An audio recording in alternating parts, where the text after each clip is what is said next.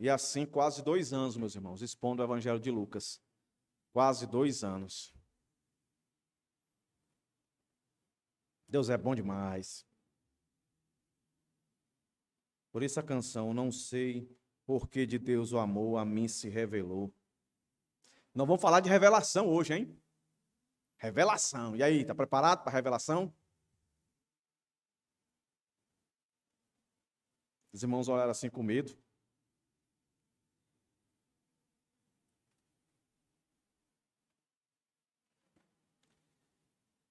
Lucas capítulo 24, do verso 13 ao 35. Na sua Bíblia talvez tenha aí, né? Os discípulos no caminho de Emaús. Mas o tema que eu dei aqui foi o caminho da evangelização. Essa palavra evangelização, a conotação dela e a ligação dela, a priori, né, na sua mente, acho que é comum em todo mundo, é sempre relacioná-la com o ímpio. Estou evangelizando um amigo meu, um irmão meu pai, minha mãe, e a gente entende que é uma pessoa que não tem confessado Cristo como Senhor e Salvador.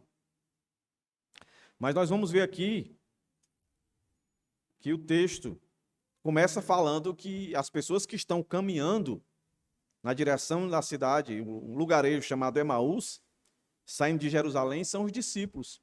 São cristãos. Como Pedro, como João, como todos os outros que andaram com Jesus. Mas estão sofrendo do mesmo pecado que os outros sofreram, incredulidade. E a cura para a incredulidade é evangelização, é o evangelho, meus irmãos. O primeiro link que a gente tem que fazer com a evangelização é com o evangelho. E o evangelho não é só para ímpio. O evangelho é para ímpio, o evangelho é para quem já é crente. Porque ambos são pecadores. A diferença de um para o outro é que o primeiro está direcionado, se não crê, ao inferno. O segundo é sofrer penalidades, castigos do Senhor por sua desobediência. A incredulidade é um pecado. Então vamos ler o texto aqui, é um texto longo, mas eu quero ler com os irmãos, depois eu divido o texto aqui para os irmãos. Mas eu quero que você realmente tente aí entrar dentro desse fato aqui, porque é só aqui, Lucas, que a gente encontra esse relato. Nos outros evangelhos não aparece. É só aqui, certo? Então vamos ler aqui, irmãos, de uma forma que você consiga entrar aqui, dentro desse texto. Vamos lá. Naquele mesmo dia, 2 discípulos estavam indo para uma aldeia chamada Emaús, que ficava a uns 10 quilômetros de Jerusalém. Iam conversando a respeito de tudo que tinha acontecido. Enquanto conversavam e discutiam, o próprio Jesus se aproximou e ia com eles. Porém, os olhos deles estavam como que impedidos de o reconhecer. Então ele lhes perguntou: o que é que vocês estão discutindo pelo caminho? E eles pararam entristecidos. Porém, chamado Cleopas, respondeu: será que você é o único que esteve em Jerusalém e não sabe o que aconteceu lá nesses últimos dias? Ele lhes perguntou: do que se trata? Eles explicaram: aquilo que aconteceu com Jesus, o Nazareno, que era profeta, poderoso em obras e palavras, diante de Deus e de todo o povo. E como os príncipes sacerdotes e as nossas autoridades o entregaram para ser condenado à morte e o crucificaram. Nós esperávamos que fosse ele quem havia de redimir Israel. Mas depois de tudo isto, já estamos no 3º dia, desde que estas coisas aconteceram. É verdade também que algumas mulheres do nosso grupo nos surpreenderam, indo de madrugada ao túmulo, e não achando o corpo de Jesus, voltaram dizendo que tinham tido uma visão de anjos, os quais afirmam que ele vive. De fato, alguns dos nossos foram ao túmulo e verificaram a exatidão do que as mulheres disseram, mas não o viram. Então ele lhes disse: como vocês são insensatos e demoram para crer em tudo que os profetas disseram. Não é verdade que o Cristo tinha de sofrer e entrar na sua glória? E começando por Moisés e todos os profetas, explicou-lhes o que constava a respeito dele em todas as Escrituras. Quando se aproximavam da aldeia para onde iam, ele fez menção de passar adiante. Mas eles o convenceram a ficar, dizendo: fica conosco, porque é tarde, e o dia já está chegando ao fim. E entrou para ficar com eles. E aconteceu que, quando estavam à mesa, ele pegou o pão e o abençoou. Depois partiu o pão e o deu a eles. Então os olhos deles se abriram e eles reconheceram Jesus. Mas ele desapareceu da presença deles. E disseram um ao outro: não é verdade que o coração nos ardia no peito quando ele nos falava pelo caminho, quando nos explicava as Escrituras? E na mesma hora, levantando-se, voltaram para Jerusalém, onde acharam reunidos 11 e os outros com eles, os quais diziam: de fato, o Senhor ressuscitou e já apareceu a Simão, que é Pedro. Então os dois contaram o que lhes tinha acontecido no caminho e como tinham reconhecido o Senhor no partir do pão. Vamos orar, meus irmãos. Deus, muito obrigado por essa noite, muito obrigado por esse momento que aqui nós estamos. Que, de fato, a nossa leitura, a nossa oração, as nossas canções, de fato, tenham sido canções entoadas por homens e mulheres sedentos e desejosos, gratos no coração, de te louvar, de te exaltar. Que, de fato, tenhamos, Senhor, prestado um culto de honra e glória ao teu nome, ó Senhor.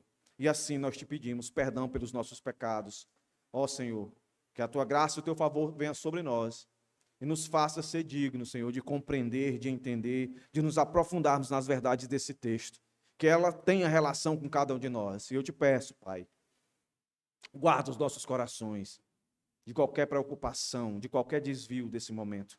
Nós possamos estar inteiramente, Senhor, cativos ao entendimento, à observação, ao aprofundamento da tua palavra. Que possamos ser exortados, que possamos ser confrontados, que possamos ser edificados, Senhor, na tua palavra. Ajuda-me, Senhor, mais uma vez, a falar sempre, Senhor, no poder do teu Espírito Santo. Ajuda-me, Senhor, a falar com clareza, com firmeza. Ó Deus, que todos aqui essa noite possam sair edificados e clamando, desejosos de te servir, Senhor. Em nome de Jesus, se conosco, é que eu te peço, hoje e sempre. Amém. Meus irmãos, eu vou dividir o texto assim, tá? Verso 13 ao 17, os desapontados. Verso 18 ao 24, eu vou chamar de o Evangelho segundo Cleopas. Do verso 25 ao 27, o Evangelho segundo Jesus. E, do verso 28 ao 35, a revelação no partir do pão. Tá certo? Então, verso 28 ao 35, revelação no partir do pão. Verso 25 ao 27, o Evangelho segundo Jesus. Verso 18 ao 24, o Evangelho segundo Cleopas. E verso 3 ao 17, os desapontados. Como eu disse anteriormente, esse relato aqui, essa história aqui, a gente só vê no Evangelho de Lucas. E perceba que eu continuo aqui no meu argumento, que a ênfase que Lucas quer dar aqui, na importância da Escritura, na importância naquilo que o Senhor já disse, a importância muito mais no ouvir do que no ver. Ver é importante? É, mas ouvir é muito mais. E aqui o texto vai continuar. Na leitura, ficou perceptível que Jesus só vai se revelar, só vai aparecer para que os olhos dos discípulos aqui, de fato, vejam, depois do Senhor evangelizá-los. Depois do Senhor fazer exatamente o que os anjos fizeram para com as mulheres, do que as mulheres fizeram com os discípulos. O que foi que os anjos fizeram com as mulheres? Escutem o que eu tenho que dizer. Falaram as Escrituras para elas. Falaram aquilo que Jesus já tinha dito. E quando elas vão aos discípulos, elas fazem a mesma coisa. Relatam o que viram, mas a ênfase é no que elas ouviram, e elas repassam para os discípulos. E agora o próprio Jesus, de uma forma misteriosa, ele aparece Misteriosa por quê? Porque os discípulos, nós vimos no texto, eles não conseguem perceber que é Jesus. Jesus vai falar também aquilo que ele já disse pela boca dos profetas, pela boca de Moisés, um dos principais profetas. Então, esse texto ele começa mostrando para nós aqui o total desapontamento. E isso, meus irmãos, ele é muito comum na nossa caminhada. O que vai, de fato, nos dar a ideia da verdadeira esperança são as Escrituras. Esses indivíduos estão desapontados não por falta de informação, mas por falta de compreensão. Esses indivíduos fizeram o que comumente nós fazemos, criar expectativas. Eles ouviram tudo isso que Jesus vai repetir para eles, eles já tinham ouvido isso, mas eles criaram expectativas.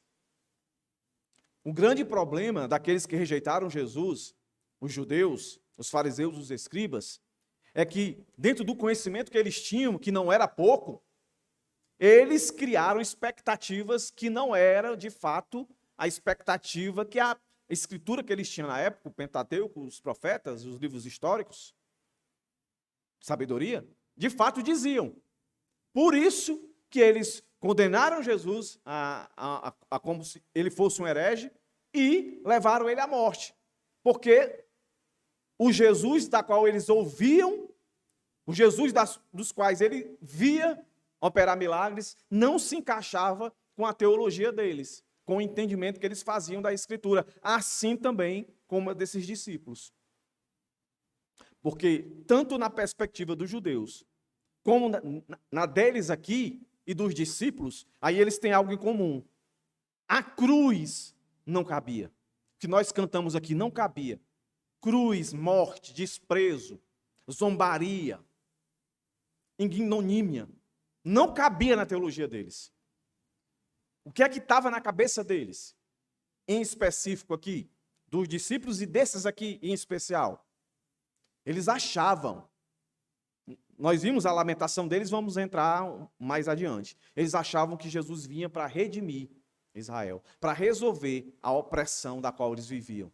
Eles estavam na perspectiva de Jesus resolver os problemas deles ali, naquela hora, naquele momento. Eles achavam que Jesus vinha reinar, sentar no trono e resolver todas as dificuldades dele.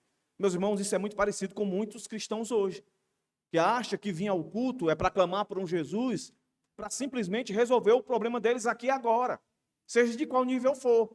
Enquanto que a esperança que a Bíblia mostra para nós é que o Senhor já resolveu o nosso maior problema, que era a ira de Deus que estava sobre as nossas cabeças, e que essa ira, a consequência dela, era um afastamento, um banimento de cada um de nós da presença do Senhor, que aí sim a gente vai pensar num lugar, o inferno. E olha aqui que o texto vai dizer para a gente, o desapontamento desses caras aí. Vamos ler devagarzinho aqui o texto, de novo. Naquele mesmo dia, então, isso dá a ideia que é ainda no domingo, né? Os fatos estão ali acontecendo. Tudo aquilo que a gente viu do verso 1 até o verso 12, certo? Então, naquele mesmo dia, 2 discípulos estavam indo para a aldeia chamada Emaús, que fica a uns 10 quilômetros de Jerusalém. Então, eles esperaram, domingo, a expectativa deles não foi estabelecida, então vamos embora. Vamos voltar. Vamos sair de Jerusalém, vamos embora. Eles achavam que Jesus ia estar ali, ia sentar no trono e ia resolver tudo. Não foi como eles imaginavam, vamos embora. O texto mais adiante vai dizer que esses 2 discípulos, um deles, o nome é Cleopas. Em outras versões é Cleófas que está. Mas é a mesma coisa. Cleopas. Lá em João, capítulo 19, verso 25, quando João vai citar as mulheres que acompanharam José de Arimateia e viram onde Jesus colocou o corpo, ele vai citar lá o nome de uma Maria. E lá, se você ler, João 19, verso 25, vai dizer Maria, esposa de Cleopas, mulher de Cleopas. Alguns comentaristas dizem que esses dois discípulos seriam esse casal, ele e a mulher dele. Outros dizem que seriam ele, a mulher dele e mais um amigo, né? A mulher dele ficou ali oculta, porque quem é casado normalmente entra com a esposa, né? Então ele estaria aqui. Só para os irmãos, isso aqui, por que você está falando isso, pastor? É só para a questão de fato histórico. Está citando o nome de pessoas. Muitos acreditam que a Bíblia é um mito, né? Que tudo é conversa fiada. Aqui mesmo Lucas sendo médico, ele também é um historiador, ele faz questão de pontuar a historicidade das pessoas. Então aqui é um Cleopas que tem uma mulher chamada Maria, que também foi testemunha de ver tudo o que aconteceu ali no túmulo de Jesus. E eles estão indo totalmente desapontados, caminhando, né? E é interessante que eles vão discutindo, né, acerca do que tinha acontecido. Olha aí, verso 14. Iam conversando a respeito de tudo que havia acontecido.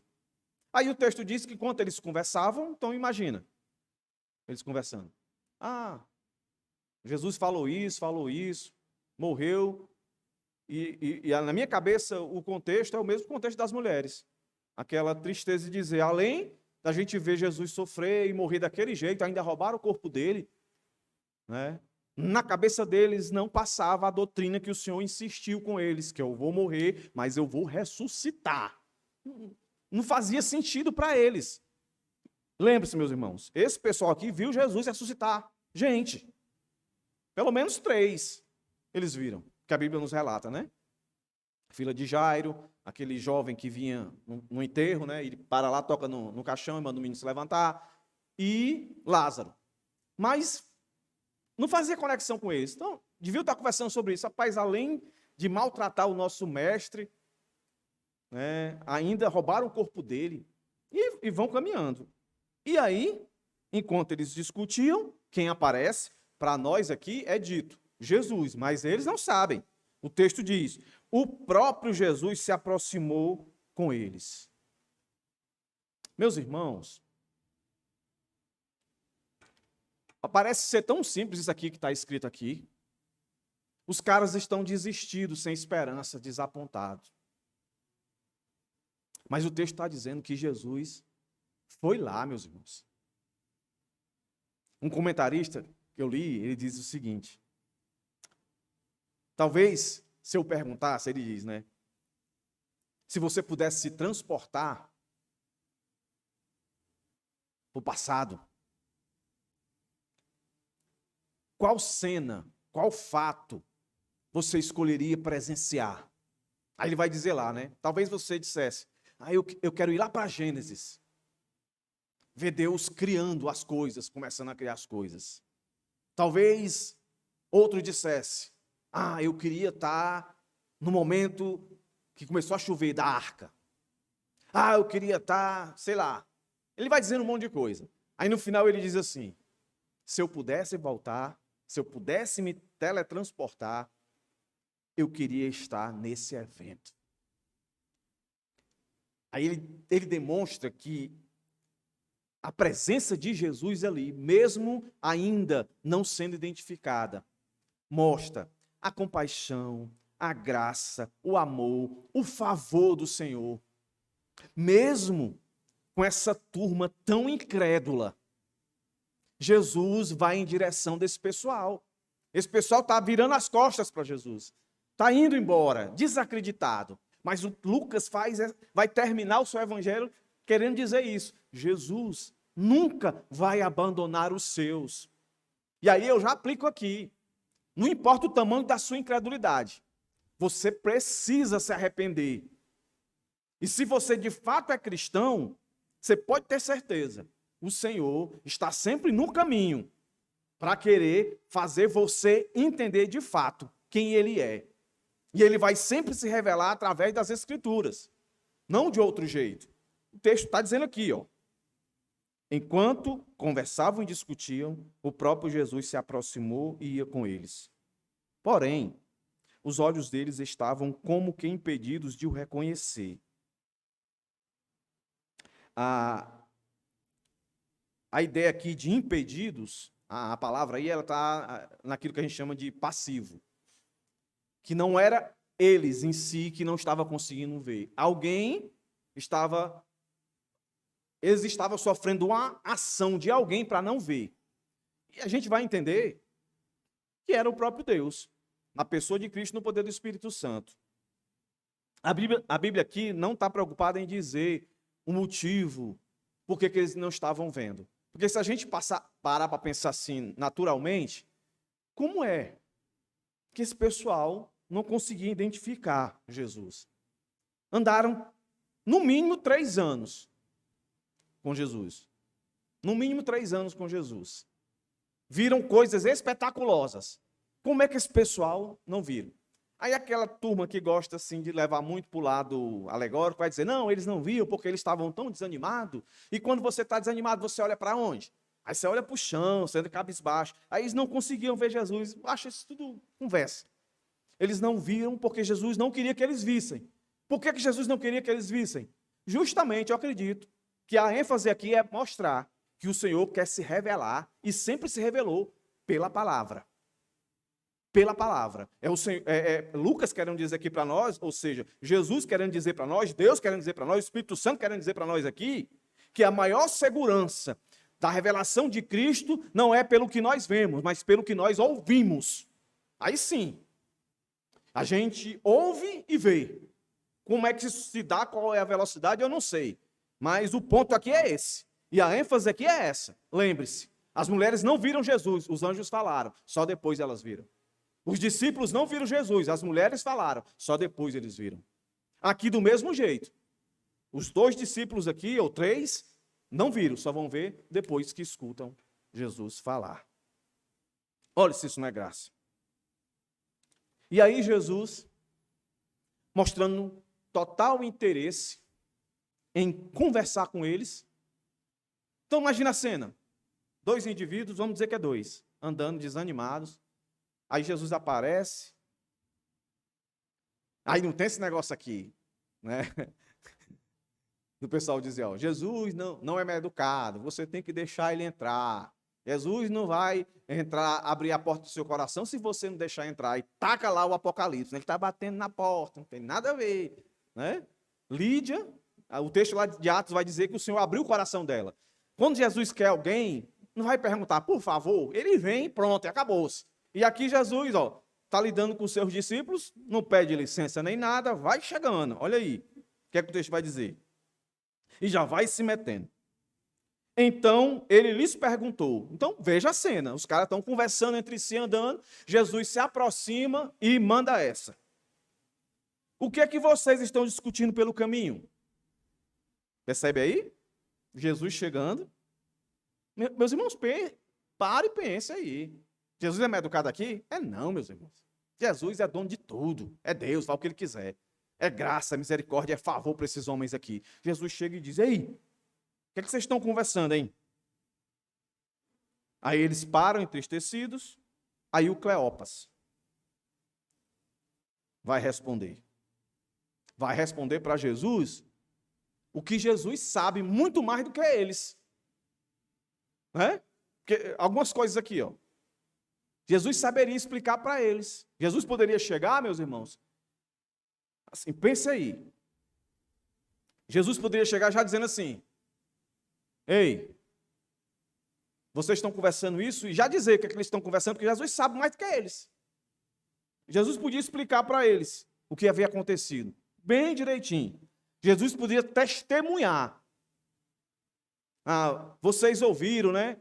Que as mulheres foram no túmulo e não encontraram o corpo. Os anjos falaram com elas. Jesus podia dizer tudo que eles estavam conversando. Mas Jesus não. Isso aí é fato. Jesus não é soberbo, não é arrogante.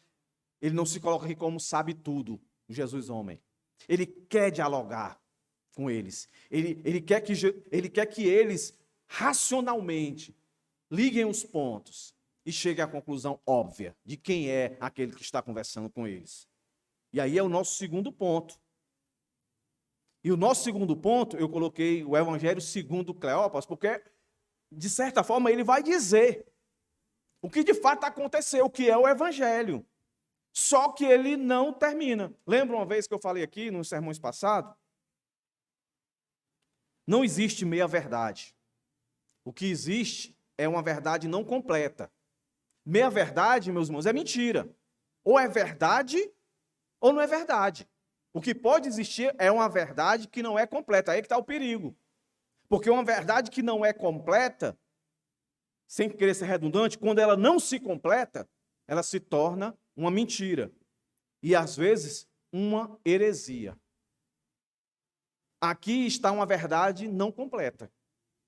Por isso que eu chamo o Evangelho segundo Cleopas. Porque ele não chegou no final, que é o ápice do Evangelho.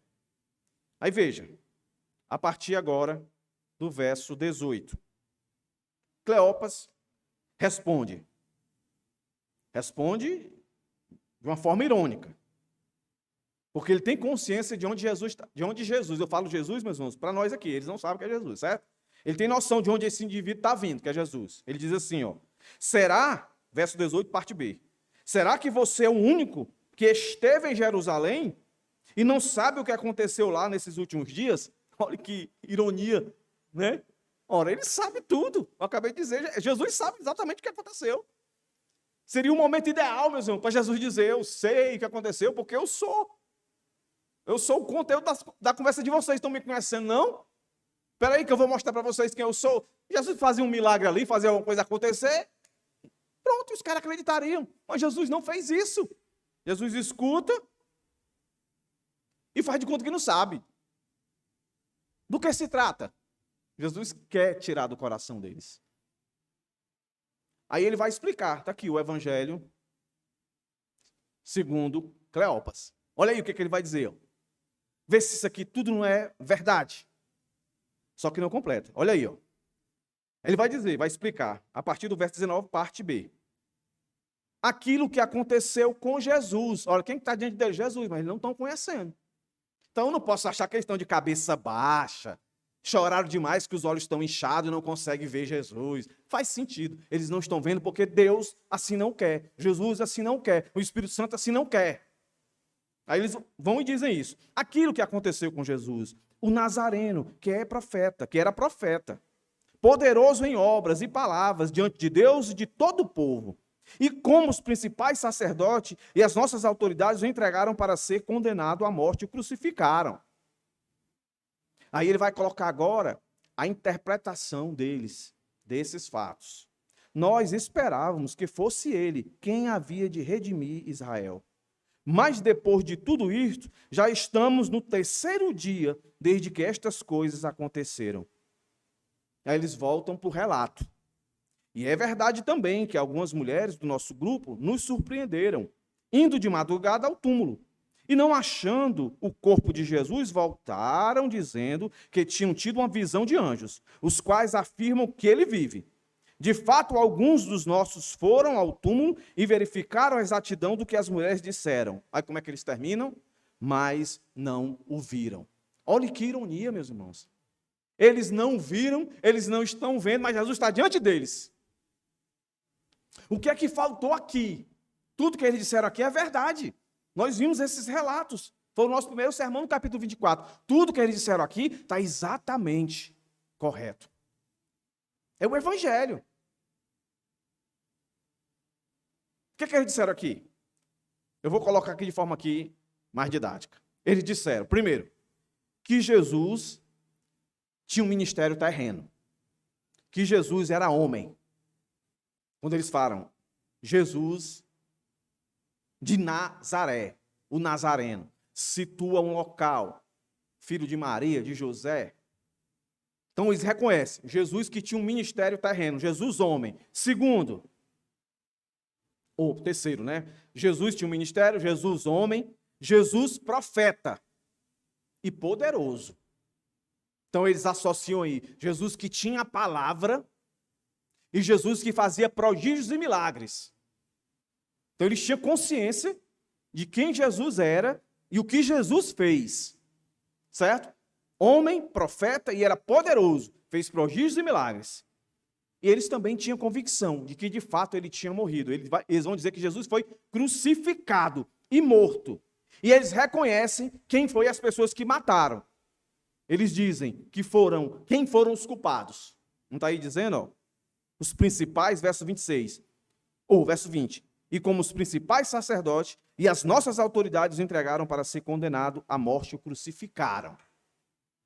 Certo? E eles mencionam a verdade completa, mas não creem nela.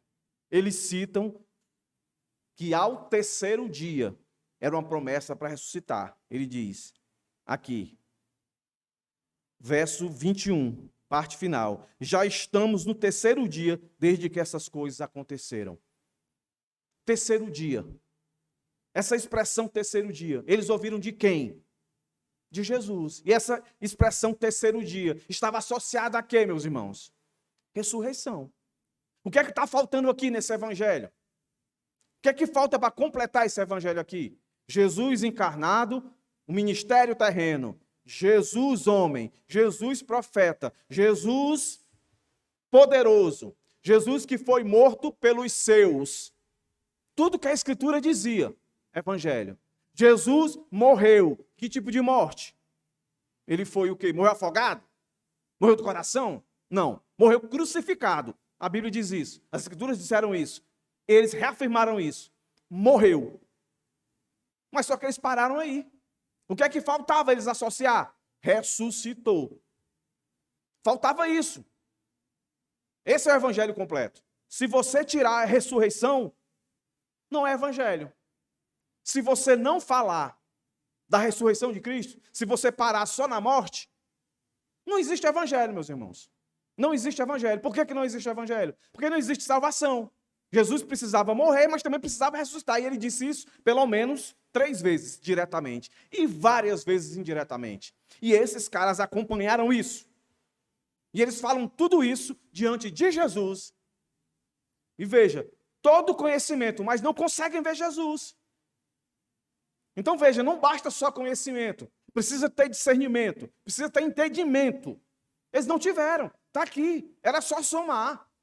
Não, se aconteceu tudo isso, assim, naturalmente, deveria só somar. Se aconteceu tudo isso, espera aí. Terceiro dia, ressurreição. Só que o dia já estava acabando, eles já estavam sem esperança. Por isso estavam indo embora, desistidos.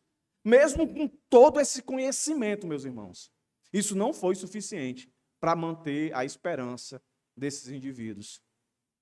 Aí Jesus está diante deles e eles não conseguem ver. Mesmo relatando tudo o que aconteceu, eles não paravam para pensar, espera aí, agora caiu a ficha. Poxa, aconteceu tudo que Jesus disse. Então, espera aí, por que a gente está desanimado? Então ele vai ressuscitar. Se tudo que a gente está falando aqui é o que está nas Escrituras, é o que a gente tem ouvido, então por que não crer? Se não tiver a ação do Espírito Santo de Deus, ninguém consegue compreender, ninguém consegue entender. Esse é o evangelho incompleto. É o evangelho de alguém que fala de alguém sem conhecer esse alguém. E está cheio de gente assim, que fala de alguém que ele não conhece. Porque só conhece Jesus aquele que entende que Jesus ressuscitou. E esses indivíduos aqui estão adormecidos, estão lentos na compreensão, não fizeram uma boa exegese. Esse é o evangelho incompleto. Aí Jesus escuta tudo isso. E como é de praxe de Jesus, está aqui Jesus evangelizando aqueles que são seus. E olhe como as palavras de Jesus são doces. Lá vai o evangelho de Jesus agora, do verso 25 ao 27. Agora sim, Jesus vai dar uma aula. Jesus vai pregar expositivamente para esses 2 indivíduos que já conheciam o evangelho. E aqui, meus irmãos, é interessante. Eu estou falando do evangelho, mas as escrituras que Jesus está usando e as escrituras para esse pessoal aqui eram o Antigo Testamento. Então, Mais uma vez, fica claro para nós aqui que o Evangelho está em todas as Escrituras. A gente faz essa separação Antigo Testamento e Novo Testamento, mas tudo é a palavra de Deus. E o Evangelho está ali. E isso quer dizer que Cristo está lá de Gênesis até Apocalipse. Que a graça do Senhor Deus está desde Gênesis até Apocalipse. Não tem esse negócio de dizer graça, Novo Testamento, lei, Antigo Testamento. Não. Graça, lei no Antigo Testamento, graça, lei no Novo Testamento. Ninguém vive sem lei. Tá certo? Olha o que Jesus vai fazer. Olha como Jesus é simpático. Verso 25. Jesus continua ainda obscuro para eles. Eles não sabem que é Jesus, mas veja bem, a ideia aqui é que nessa caminhada já se passou bastante tempo e Jesus tomou a direção da conversa. Eles estavam conversando entre si, Jesus veio e até aqui, Jesus tomou a liderança da conversa. E Jesus vai ser amoroso com eles. Verso 25. Jesus, quando começa a falar mesmo, que até então ele perguntou, o que é que vocês estão conversando? Mas do que se trata? Aí agora eu vou tomar frente. Como vocês são insensatos e demoram para crer. A palavra insensato aí podia ser traduzida como tolos. E demoram como lentos ou lerdos.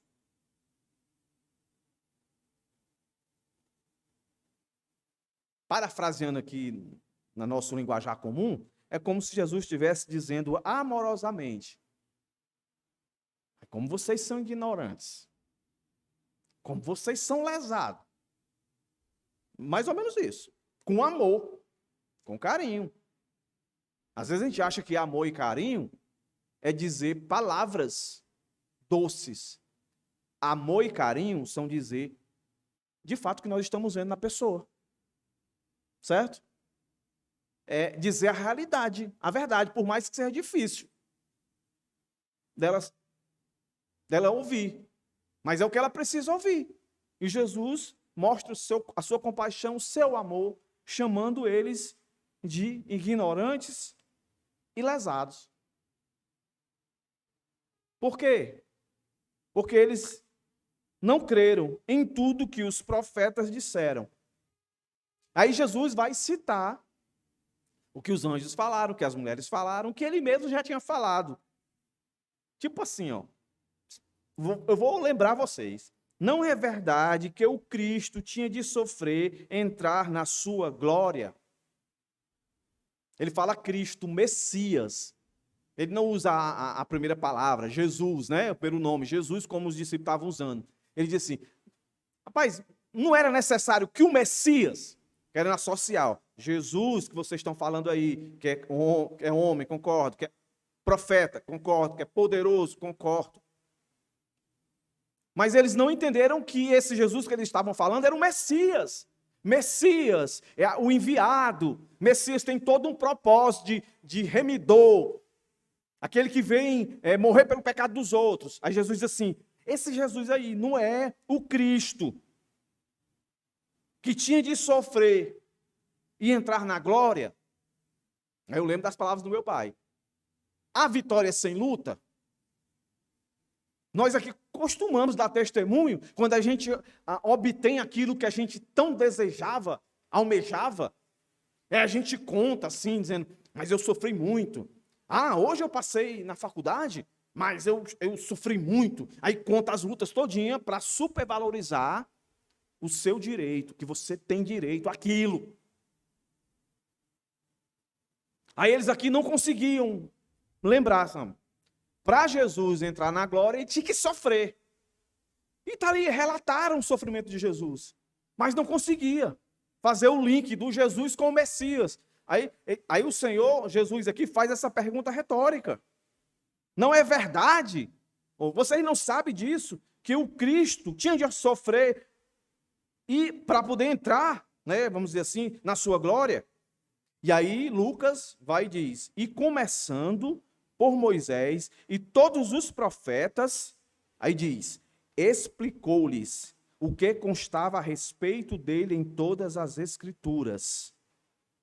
Esse explicou-lhes aí, a palavra que está aí, a raiz dela, aquela palavra que normalmente nos seminários existe uma cadeira, hermenêutica. Fazer exegese. É Jesus dizendo assim, ó, senta aí que eu vou tornar claro para vocês o que é que as escrituras. Aí eu digo assim, é como se Jesus estivesse com eles dois numa sala e disse assim, ó, abra a Bíblia de vocês aí. E agora eu vou mostrar para vocês essa pergunta retórica que eu fiz para vocês, que vocês sabem. Eu vou só reafirmar tudo que as escrituras dizem acerca dele. Toda a escritura apontava para ele. Quais eram as escrituras que o Senhor menciona aqui? Ele diz, Moisés, aí quando fala Moisés, o que é que vem à sua cabeça? Pentateuco, os 5 livros, os profetas. Quando você vai mais adiante, no próximo sermão, no verso, deixa eu ver aqui, no verso 44, ele vai dizer assim, são estas palavras que eu lhes falei, estando ainda com vocês. Era necessário que se cumprisse tudo que está escrito a respeito de mim na lei de Moisés, nos profetas e nos salmos. Aí nos salmos engancha aí os livros de sabedoria. Eram as escrituras, no Antigo Testamento, que Jesus vai aqui passear com eles, explicar, fazer um exegese do texto, para trazer eles ao entendimento. E veja, até aqui, Jesus não se revelou a eles. Jesus vai se revelar lá na frente, mas com conexão à exposição dos textos. Aqui, para nós, ficou isso aqui. Moisés, e começando por Moisés e todos os profetas, explicou-lhes o que constava a respeito. O Lucas aqui não entra em detalhe o que exatamente, como foi essa exposição que Jesus fez. Mas eu fiz a minha. Eu imaginei, Jesus deve fazer o que eu faria, né? Se eu estivesse conversando com 2 pessoas incrédulas acerca das verdades de Jesus, e eu tivesse a Bíblia na mão, eu tivesse só o Antigo Testamento nas mãos, eu ia começar por Gênesis, né? Então eu fiz aqui mais ou menos um esboço, provavelmente Jesus caminhou por aí. Então Jesus deve ter ido lá para Gênesis e falado lá do verso 15, Gênesis 3,15. Ali no primeiro relato, da semente da mulher vai sair um que vai ser ferido, mas vai pisar na cabeça, vai vencer, mas vai ser ferido.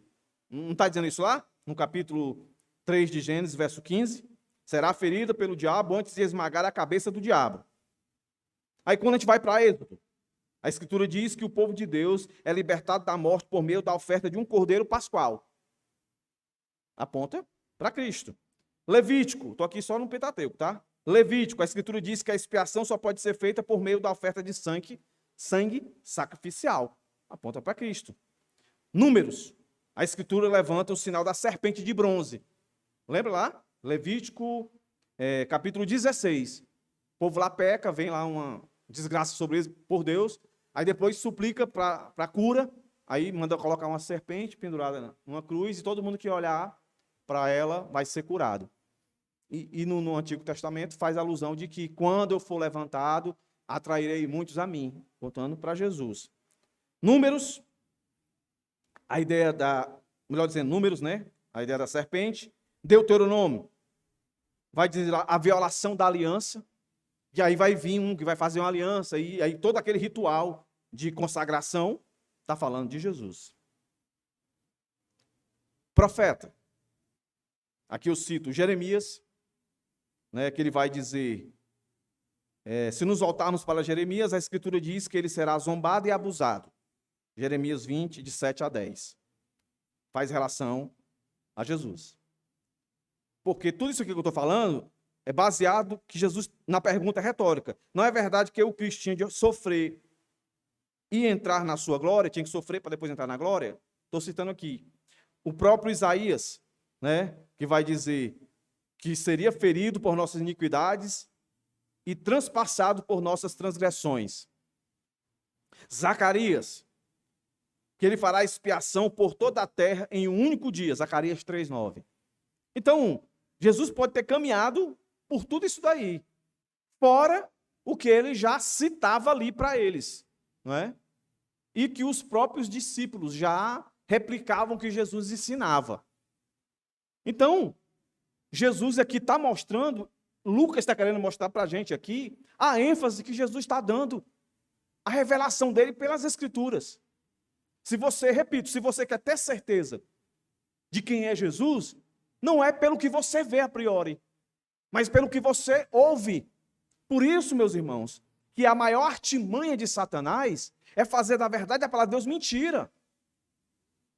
Por isso que Paulo, quando escreve aos Gálatas, ele diz assim, não receba outro evangelho. Se um anjo vier trazendo um evangelho que não é esse, qual é a suma do evangelho? É um Jesus sofredor, que ele sofre para depois mostrar a sua glória e o seu poder. Qualquer coisa diferente disso, desconsidere. Um evangelho triunfalista, um evangelho que só prega vitória, vitória, vitória, bênção, de que tudo que você fizer vai dar certo, não é o evangelho verdadeiro. É só você olhar para a cruz de Cristo. Na perspectiva do mundo, deu certo? Não deu certo. Mas na perspectiva do reino celestial, do reino dos céus, é aquilo que é de mais certo, de mais poderoso, é a cruz. Aí Jesus faz questão, eu acredito, de apontar essas coisas. Tipo assim, vai somando. Agora olha para a realidade que tu está vendo. Se não é isso, um sofrimento, uma agonia. E o que é que vem depois disso? O que é que as profecias de Isaías, Jeremias, Zacarias e tantos mais dizem? Como é que termina essa história? Como é que termina essa história? E até aqui o Senhor não se revela para eles.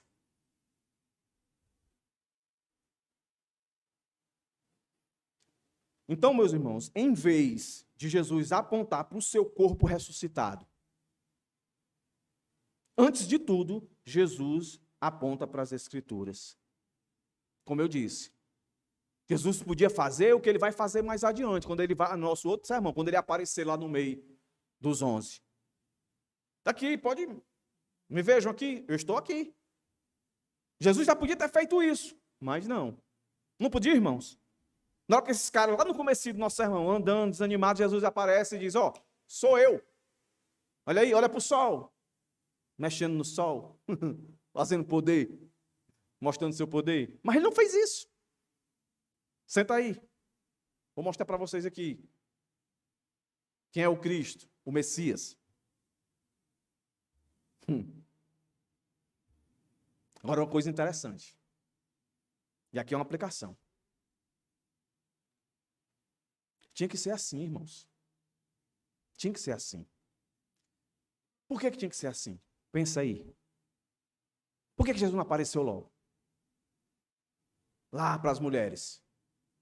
E depois apareceu para os discípulos. E depois apareceu para eles.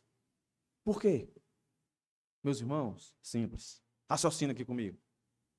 Se Jesus aparece para Maria, para as Marias que estavam lá, as mulheres, Jesus aparece para os discípulos. Se Jesus aparece para esse pessoal aqui, tinha que aparecer para todo mundo.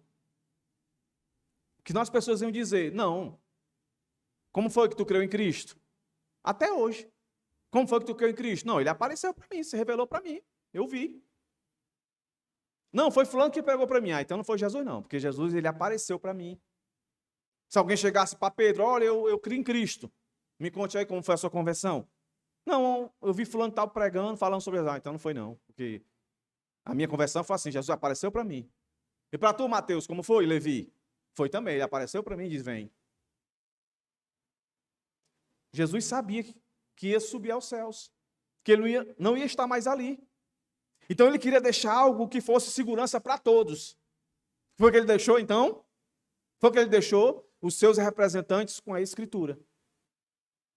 Para que todos pregassem o Cristo ressuscitado. Não necessariamente mostrasse o Cristo ressuscitado. Não necessariamente prometesse para as pessoas que salvação era para aqueles que vissem a Cristo. Mas era aqueles que ouvissem a palavra de Cristo, que é o próprio Cristo. Hebreus vai dizer isso, não é? Olha aí, Hebreus 1, 1, 2, olha o que é que diz.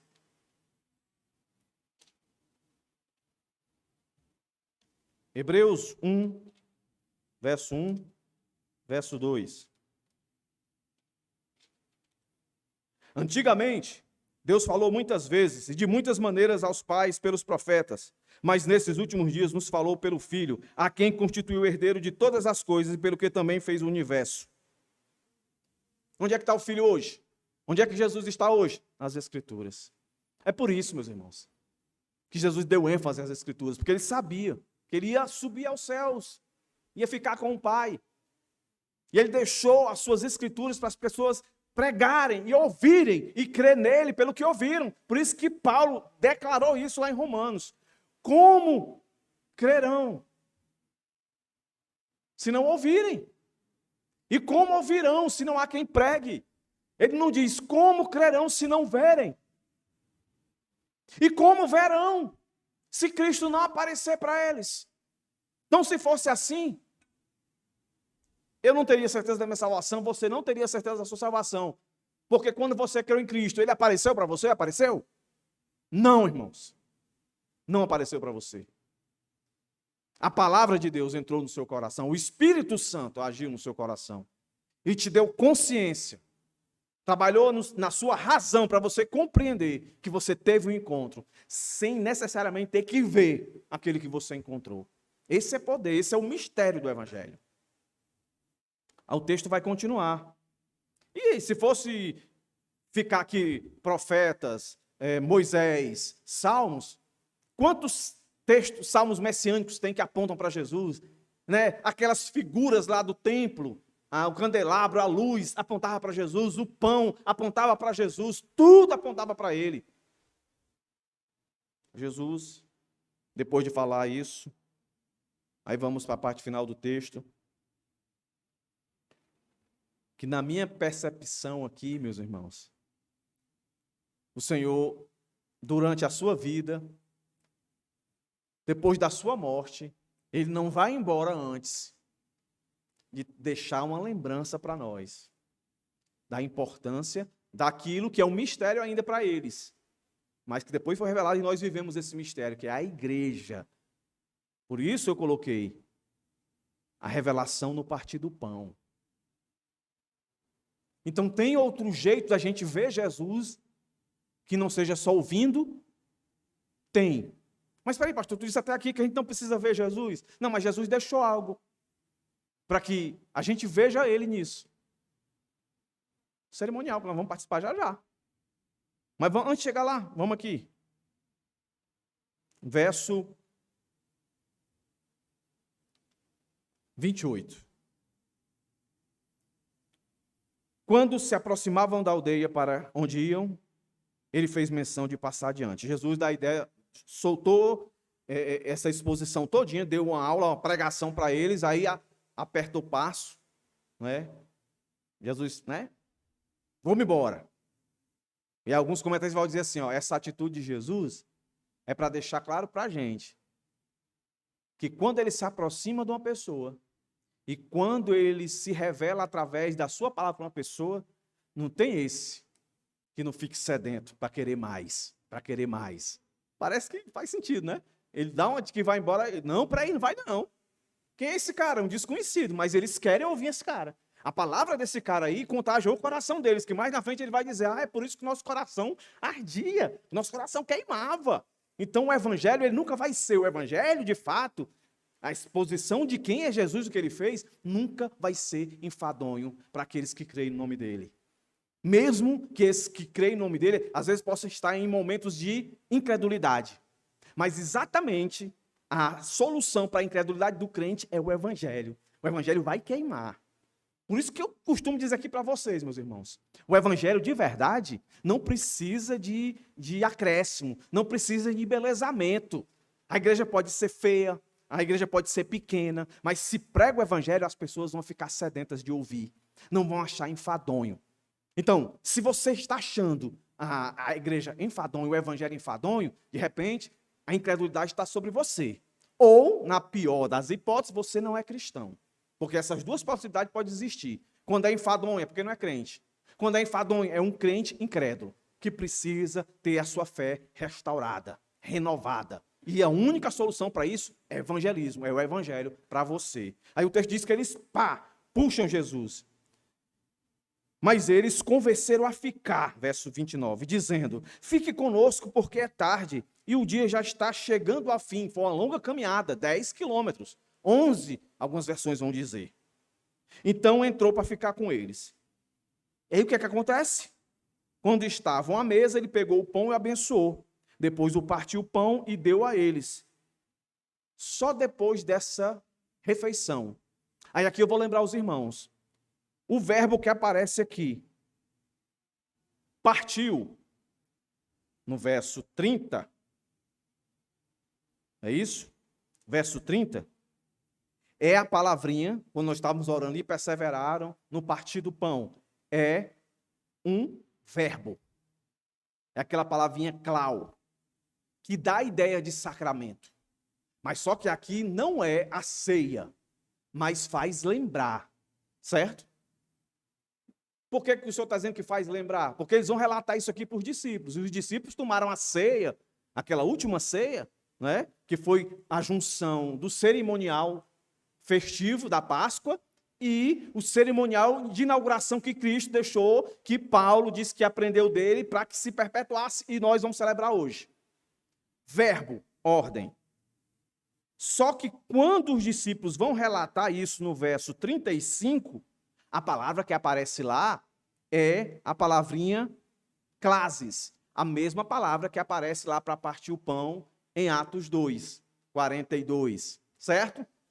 Que dá a ideia de refeição, de comunhão. Então aqui o Senhor faz exatamente o que ele fez quando sentou com os discípulos. O contexto de uma refeição que também vai ficar sendo um cerimonial, que é onde ele chancela para nós aqui, que é uma evidência da sua presença. Então, hoje em especial, nós podemos dizer, literalmente, que Jesus está aqui, diante de nós. Como se explica isso? Jesus está aqui, literalmente, diante de nós, quando nós olhamos para a ceia. A ceia é ele, entendeu? Essa é a ideia que o texto está querendo passar. Porque quando eles vão embora, é isso que eles vão dizer no verso 35. Então os dois contaram que eles tinham acontecido no caminho e como tinham reconhecido o Senhor no partir do pão. O partir aqui é a ideia de comunhão. Aí quando os discípulos escutam isso, eles vão fazer. Então é Jesus mesmo. E Jesus já tinha aparecido para Pedro. Então é Jesus. Confirmou. E onde é que entra a igreja aqui?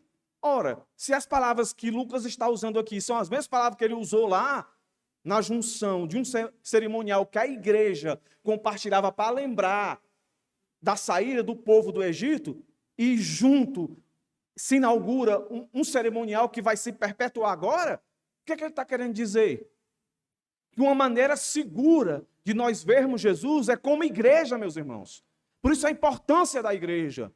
Por mais que nós sejamos incrédulos, a igreja é uma instituição que o Senhor nos deu para justamente nos curar da incredulidade. Então, se até hoje a sua vida foi pautada em uma vida de incredulidade, mesmo sendo cristão, o Senhor está dizendo para você hoje, a cura para você é você relembrar das verdades que você já tem ouvido.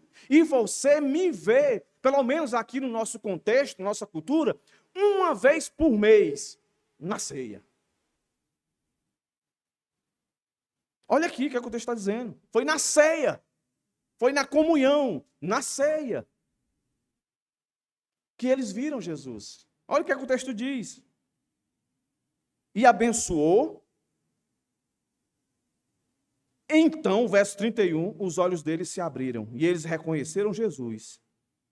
Mas veja como a ênfase do Senhor era nas Escrituras, que na hora que o Senhor se revela para eles, já desaparece.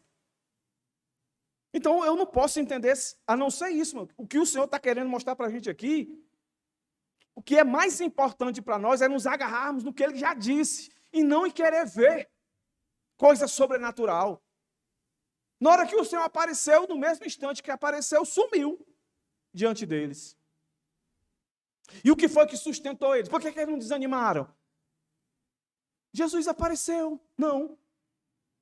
Olha o que eles vão dizer. Olha aqui.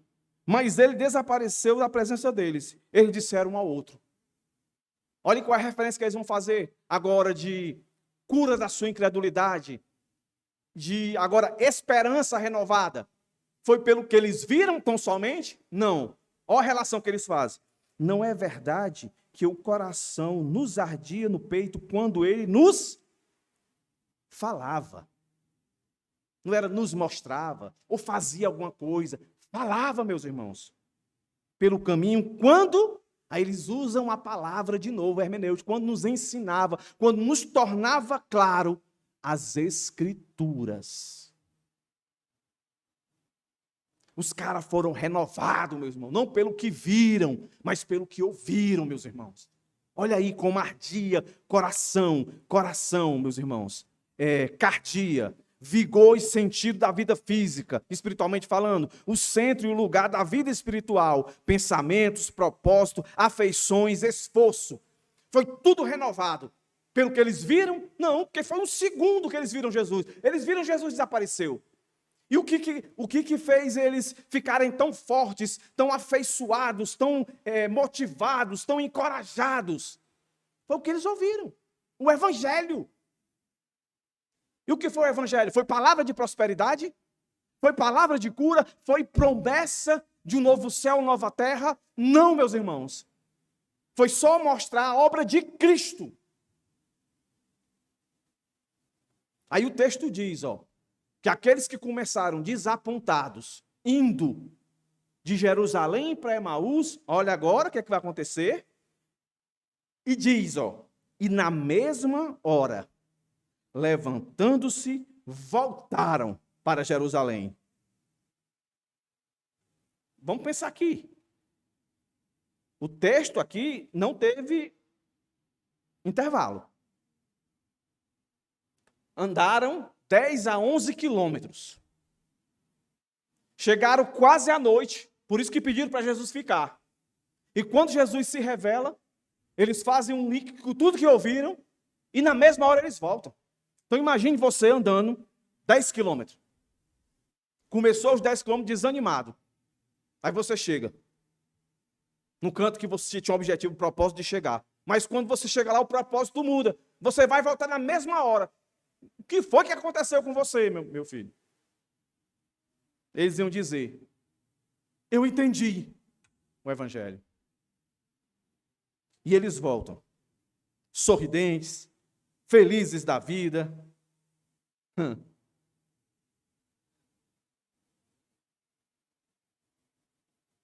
O que esses caras tinham, meus irmãos? Eles voltam totalmente impactados. Não pelo que eles viram, mas pelo que eles ouviram. E aqui eu termino. Dizendo as palavras de um pregador.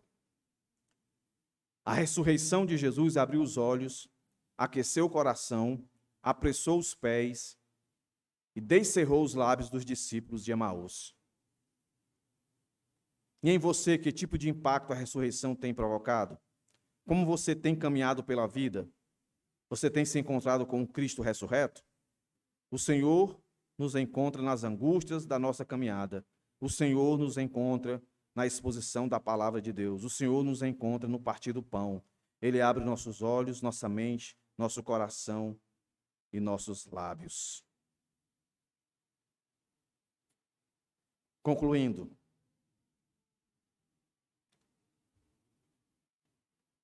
Esses homens tinham perdido a alegria, tinham perdido a motivação, porque não enxergava a salvação. Mas eles foram restaurados. Repito, meus irmãos, não pelo que eles viram, mas pelo que eles ouviram. E eles não ouviram nada novo. Nada novo. Escute. Somente quando vemos como todas as Escrituras se acham centradas em Cristo, como a revelação do Deus soberano, trino, de modo que no Antigo Testamento tudo aponta para Ele e no Novo tudo procede dele, é que seremos capazes de entender a Bíblia.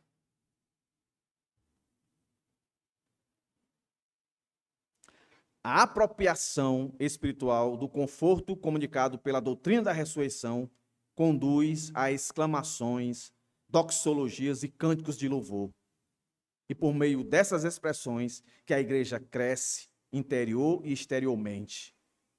Quando eles dizem, o Senhor ressuscitou. Não é assim? Ó. Então os dois contaram que eles tinham acontecido no caminho, como tinham reconhecido o Senhor no partir do pão.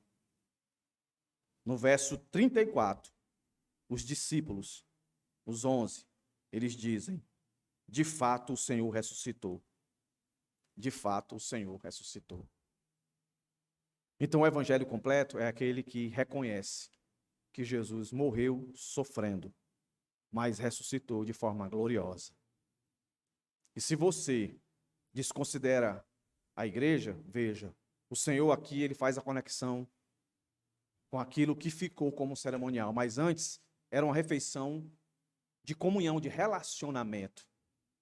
Então, você quer ter o seu vigor restaurado? Venha para a igreja ouvir o evangelho. Você quer ter a sua incredulidade perdoada? Celebre a ceia do Senhor, veja Cristo. E é isso que nós vamos fazer agora. Convido os irmãos a vir aqui à frente para me ajudar nesse cerimonial tão maravilhoso que o Senhor nos deixou.